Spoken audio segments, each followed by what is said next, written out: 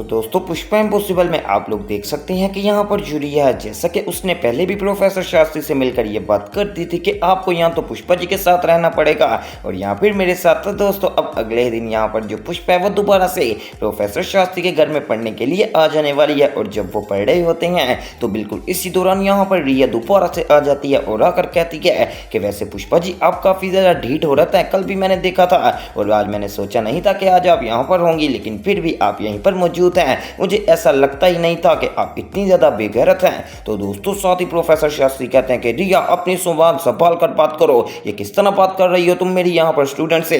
तो दोस्तों रिया कहती है मिस्टर शास्त्री मैं आपको ये सब बताने नहीं आई बल्कि मैं आपका जवाब पूछने आई हूँ। तो दोस्तों पुष्पा कहते हैं कि आप इनको मिस्टर शास्त्री क्यों कह रही हो, आप इनको पापा भी तो कह सकती हो। तो रिया कहती है कि ये सब इस सवाल के बाद मैं यहाँ पर सोचूंगी। आपने कहा यहाँ पर क्या चुनना है, मुझे चुनना है या फिर अपनी स्टूडेंट पुष्पा जी को। मुझे एक बात कर दीजिए। अब दोस्तों आ जाने वाले हैं प्रोफेसर शास्त्री अपने गुस्से में और कहते हैं कि रिया तुम इतनी बकवास कर रही हो तो सुन लो मेरा जवाब भी, मैं सिर्फ और सिर्फ पुष्पा इम्पॉसिबल को चुनूंगा और तुम्हें हरगिज नहीं चुनूंगा। अब दोस्तों ये बात सुनकर यहाँ पर रिया काफी ज्यादा शॉक्ड हो जाने वाली है कि आखिरकार ये प्रोफेसर शास्त्री यानी कि रिया के पापा ने कैसी बात कर दी कि वो अपनी यहाँ पर बेटी को नहीं चुनेंगे बल्कि अपनी यहाँ पर स्टूडेंट को चुनेंगे। ये तो बहुत ही ज्यादा घटिया हरकत है। तो दोस्तों रिया कहती है कि वैसे प्रोफेसर शास्त्री मुझे आपसे यही उम्मीद थी कि आप ऐसी हरकत जरूर करेंगे। अपनी बेटी जो कि इतनी बड़ी हो गई उससे इतना ज़्यादा प्यार का दिखावा ही करते आए हैं आप आज तक, इसका मतलब तो ये हुआ ना कि आप तो मेरे से कभी प्यार ही नहीं करते थे। तो दोस्तों प्रोफेसर शास्त्री कहते हैं कि रिया अब तुमने इसके बारे में जो भी समझना है तुम समझ सकती हो और यहाँ से दफा हो जाओ। पुष्पा इम्पॉसिबल को इस टाइम मेरी बहुत ही ज़्यादा ज़रूरत है। पुष्पा ने मेरा तब साथ दिया है जब मेरे साथ कोई भी नहीं खड़ा था और तुम्हारी माँ भी यहाँ पर मेरे खिलाफ खड़ी हो गई थी। याद है ना कि तुम्हें कोर्ट में किसने मेरा साथ दिया था। हालांकि पुष्पा इम्पॉसिबल को क्या मुफाद, वो अपनी पढ़ाई की तरफ ध्यान देती, क्या उसको और उस्ताद नहीं मिल जाने थे इसलिए उसने यहाँ पर मेरा साथ दिया। तो मैं उसको किस तरह छोड़ सकता हूँ इस मुश्किल वक्त में। अब उसके ऊपर यहाँ पर मुश्किल वक्त है क्योंकि उसने इंटर्नशिप के एग्जाम की तैयारी करनी है, इसलिए मैं उसको कभी नहीं छोड़ूंगा। अगर तुम्हारा ज़हन बदले तो मुझे यहाँ पर ज़रूर बता देना, वरना यहाँ पर जो तुम कह रही हो वो बिल्कुल ठीक है। दोस्तों प्रोफेसर शास्त्री ने ये बातें कर मेरा दिल जीत लिया है। मुझे पहले ऐसा लगता था कि प्रोफेसर शास्त्री तो हर बात को यहाँ पर भुला ही बैठते हैं, लेकिन अब पता चला कि जो उनके साथ नेकी करता है वो अपने दिल में उसको जरूर याद रखते हैं। बिल्कुल इसी तरह अब वो पुष्पा को याद रखते हैं और पुष्पा हमारी काफी ज्यादा इमोशनल हो जाती है और कहती है कि प्रोफेसर आपका बहुत बहुत शुक्रिया कि आपने मेरे हक में इतनी बड़ी बात की। मुझे नहीं लगता था कि आप इतने ज्यादा अच्छे दिल के आदमी हैं। दूसरी तरफ दोस्तों अब यहाँ पर चोल के अंदर होने जा रही है पापा की प्रार्थना। तो दोस्तों उस सब के लिए पुष्पा का भी आना बहुत ही ज्यादा जरूरी है। अब यहाँ पर जो चिराग है वो भी यहाँ पर तैयार हो जाता है, जुगल भी तैयार हो जाता है और पप्पा की मूर्ति लेकर आ जाने वाले हैं चोल के अंदर। तो दोस्तों यहाँ पर जुगल कहता है कि पुष्पा अभी तक नहीं पहुंची, मैंने तो पुष्पा के साथ यहाँ पर पप्पा की प्रार्थना करनी थी। तो दोस्तों यहाँ पर अब दीप्ति कहने वाली है कि हाँ अभी तक तो अश्विन भी नहीं फोन उठा रहा है और ना पुष्पा जी फोन उठा रही हैं। तो दोस्तों दिलीप पटेल कहता है कि तो टेंशन ना ले, मैं अभी पुष्पा को फोन करता हूँ, शायद वो आ ही जाए। तो दोस्तों वो पुष्पा को फोन करते हैं लेकिन पुष्पा फोन नहीं उठाने वाली और अभी तक चोल के अंदर यहाँ पर प्रार्थना शुरू भी नहीं होती और कादम्बरी सोच रही होती है कि आखिरकार ये पुष्पा क्यों नहीं है। आज जब पुष्पा आएगी तो मैं इस तरह का तमाशा लगा दूंगी कि पुष्पा भी देखकर काफी ज्यादा हैरान और परेशान ही हो जाएगी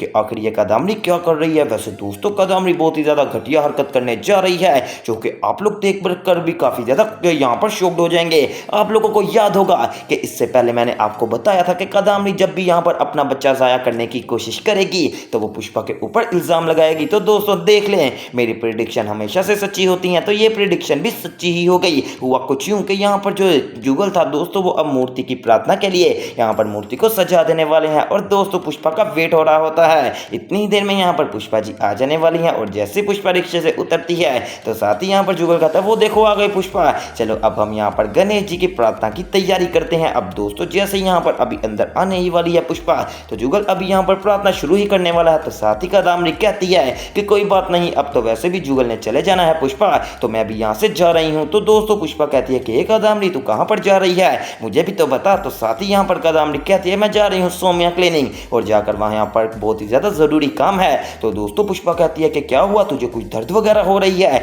तो कादम्बरी कहती है कि जो दर्द हो रही है ना उसको हमेशा के लिए ख़त्म करवाने जा रही हूँ, अपना बच्चा गिरवाने जा रही हूँ। दोस्तों कादम्बरी ये बात करती है तो पुष्पा काफ़ी ज़्यादा शॉक्ड हो जाती है और कहती है कि पागल मत बन, ऐसी हरकत कभी ना करना, तुम्हें पता है ना ये तुम क्या बोल रही हो जुगल जी, और तुम्हारा वो अपना बच्चा है। तो दोस्तों कादम्बरी कहती है क्या जरूरत इस बच्चे की, मैंने देखा है कि रिया अपनी माँ के साथ रहती है तो बेचारी कितनी ज्यादा डिप्रेशन में रहती है, इसलिए मैं नहीं चाहती कि मेरा बच्चा भी कभी यहाँ पर ऐसी जिंदगी गुजारे। तो इससे अच्छा तो यही है ना कि वो दुनिया के अंदर आए ही ना, और मैं उसे अभी यहाँ से जाया करवा दूंगी। तो दोस्तों कादम्बरी की ये बात सुनकर पुष्पा भी काफी ज्यादा शॉक्ड हो जाती है और कहती है कि कादम्बरी लगता तू पागल हो गई है, चल अंदर चल, यहाँ से दफा हो जा। तो दोस्तों कादम्बरी कहती है नहीं पुष्पा तू मेरा हाथ छोड़, आज मैं यहाँ पर जाकर रहूंगी और अपना बच्चा जाया जरूर करवाऊंगी, क्योंकि मुझे पता है कि जुगल जी को मेरा एहसास ही नहीं, और वैसे भी वो ये प्रार्थना के बाद चोल छोड़कर जा रहे हैं। तो दोस्तों पुष्पा के काफी ज्यादा रोकने पर भी यहाँ पर कादम्बरी नहीं रुकने वाली, क्योंकि कादम्बरी के जहन में बहुत ही बड़ी चाल चल रही है। अब दोस्तों यहाँ पर कादम्बरी थोड़ा सा आगे बढ़ती है कि आगे से आ जाने वाला है रिक्शा,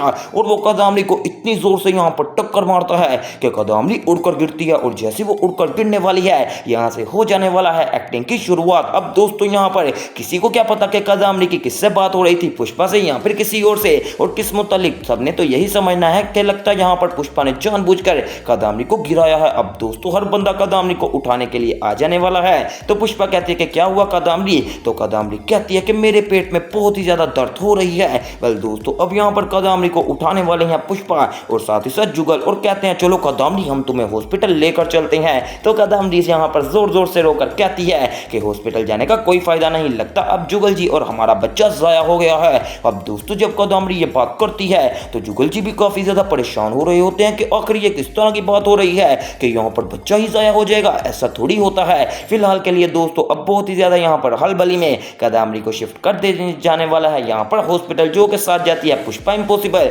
जुगल, दिलीप पटेल और बाकी सब घर वाले।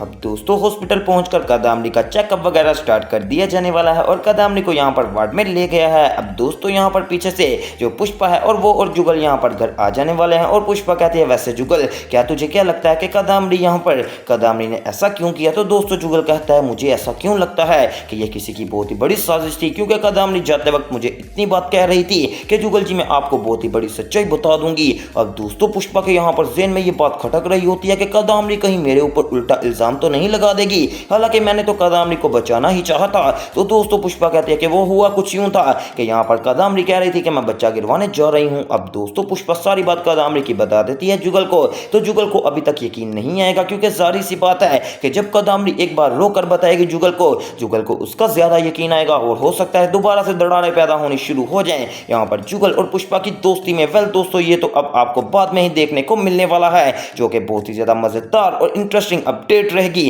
तो दोस्तों आने वाली मजीद अपडेट देखना मिस मत कीजिएगा, और इस तरह की मजीद अपडेट सबसे पहले देखने के लिए मेरे चैनल स्पाइसी एंटरटेनमेंट को सब्सक्राइब करें और वीडियो को ज़्यादा से ज़्यादा शेयर करें। तो दोस्तों मिलते हैं एक न्यू वीडियो में न्यू अपडेट के साथ।